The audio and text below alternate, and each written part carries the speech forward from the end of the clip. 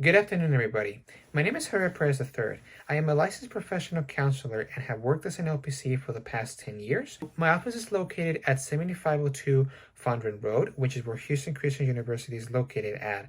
And you can contact me at my office phone at 123-456-7890. I'm making this video here for all my potential clients to explain my practice and the therapy I focus on, which is cognitive behavioral therapy. So, cognitive behavioral therapy, or CBT, focuses on identifying what distorted thinking or what thought pattern the client is focused on, which is affecting the behavior they have in their life. What I do in my practice is I work together with my clients to be able to identify what is the thought pattern that's causing these behaviors and figuring out how we can change it so we can change the behavior as a result of that. The key thing about CBT is being able to reframe these distortions that are coming up, essentially helping the client see that this thinking is affecting your behaving.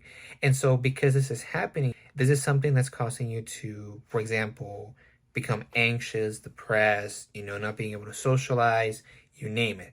And so one key thing of this therapy and in my own practice is client autonomy. So after we reframe it, I encourage my clients to practice the skills we do in therapy. More on that later on in the video, to help them be able to practice and be able to, even in other areas of their life, be able to make that distinction between essentially the distorted thinking and reality to be able to change the behavior. One theory I utilize to be able to accomplish this is rational emotive behavioral therapy, and it's identified by the ABCDE model.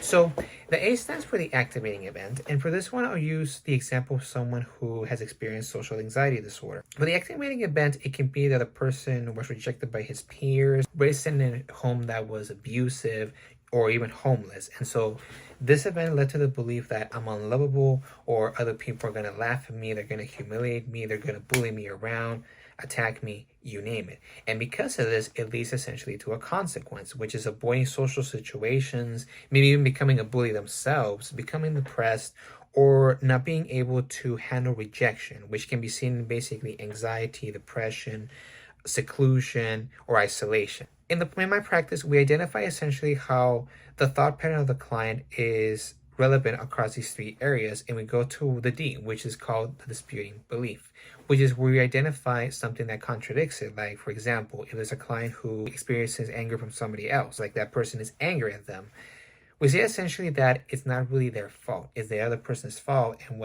encouraging the client to be themselves and showing who they are in front of other individuals, which is what leads to the excited new behaviors. Essentially, what are these new behaviors we're going to see from that change in that thought pattern? The techniques I use to be able to help my clients accomplish this is, number one, changing the language we use. There's a difference between saying, I'm such a dumb person because I said something to make that person upset, to, you know what? That move was dumb. I shouldn't have said that. So looking at this helps us be able to see that if we reframe the language we use with our clients, essentially they'll see that that thinking really was distorted and it wasn't really realistic. Identifying that helped them see we need to make a change, which is where humor comes in. And I laugh at this too, because this is something I've seen typically. When a client identifies that thought pattern, like, for example, other people are going to laugh at me, humiliate me. I've seen them laugh and even think that their words, it was ridiculous. So helping them see the distorted pattern, and even better, seeing the humor, will help them see that, well, this pattern was affecting my life, but now that I know, what the challenge is, it's time to make a turnaround, which is essentially where role-playing comes into play as well. Now, in role-playing, what we do is that me as a therapist and my client essentially alternate roles, whether it be talking to friends, talking to parents to resolve a conflict, you name it, which is similar to the open share technique in Gestalt therapy, where you essentially look at the conflict itself and have the client practice those skills or resolve those conflicts in therapy to help them be able to understand the other person's perspectives and see how they're able to be more confident in themselves. And just finally, outside the therapy session, again, I focus on autonomy.